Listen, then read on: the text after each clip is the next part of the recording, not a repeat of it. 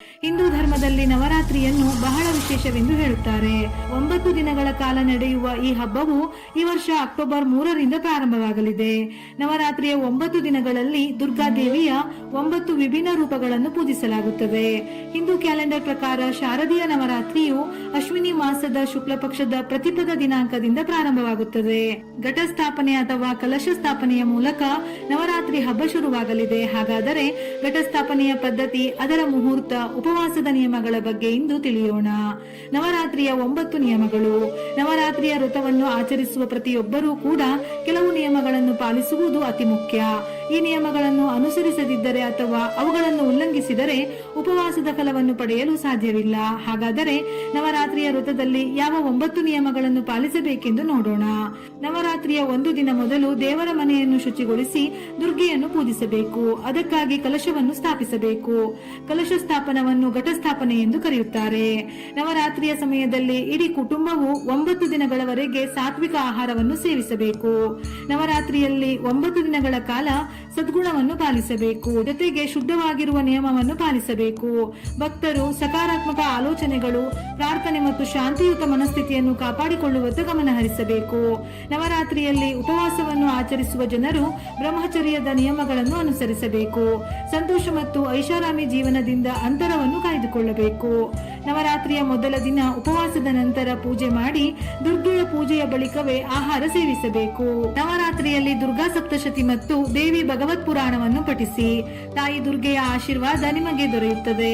ಹೆಣ್ಣು ಮಕ್ಕಳನ್ನು ಮಾತೃ ದೇವತೆಯ ರೂಪವೆಂದು ಪರಿಗಣಿಸಲಾಗುತ್ತದೆ. ಹಾಗಾಗಿ ದುರ್ಗಾಷ್ಟಮಿಯ ದಿನದಂದು ಕನ್ಯೆಯರನ್ನು, ಸ್ತ್ರೀಯರನ್ನು ಪೂಜಿಸಿ. ದುರ್ಗಾಷ್ಟಮಿಯಂದು ನವರಾತ್ರಿ ಹವನ ಮಾಡಿ. ಬೇಕಿದ್ದಲ್ಲಿ ಮಹಾನವಮಿಯ ದಿನವೂ ಕೂಡ ಈ ಹವನವನ್ನು ಮಾಡಬಹುದು. ನವರಾತ್ರಿಯಲ್ಲಿ ಉಪವಾಸದ ನಿಯಮಗಳು. ನವರಾತ್ರಿಯ ಸಮಯದಲ್ಲಿ ಉಪವಾಸವು ಧಾರ್ಮಿಕ ಆಚರಣೆ ಮಾತ್ರವಲ್ಲದೆ ಆಧ್ಯಾತ್ಮಿಕ ಮಹತ್ವವನ್ನು ಹೊಂದಿದೆ.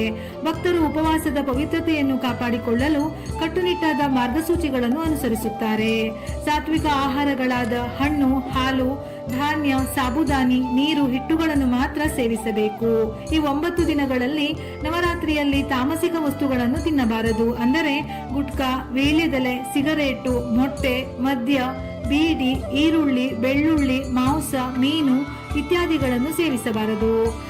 ಆಕಸ್ಮಿಕವಾಗಿ ಉಪವಾಸ ಮುರಿದರೆ ದೇವಸ್ಥಾನಕ್ಕೆ ಭೇಟಿ ನೀಡಿ 11 ಬಾರಿ ಕ್ಷಮಾ ಪ್ರಾರ್ಥನಾ ಸ್ತೋತ್ರವನ್ನು ಪಠಿಸುವುದು ಮತ್ತು ದಾನವನ್ನು ನೀಡುವುದು ಪ್ರಾಯಶ್ಚಿತ್ತದ ರೂಪವೆಂದು ಹೇಳುತ್ತಾರೆ. ನವರಾತ್ರಿಗೆ ಮಾಡಬಾರದ ಕೆಲಸಗಳು.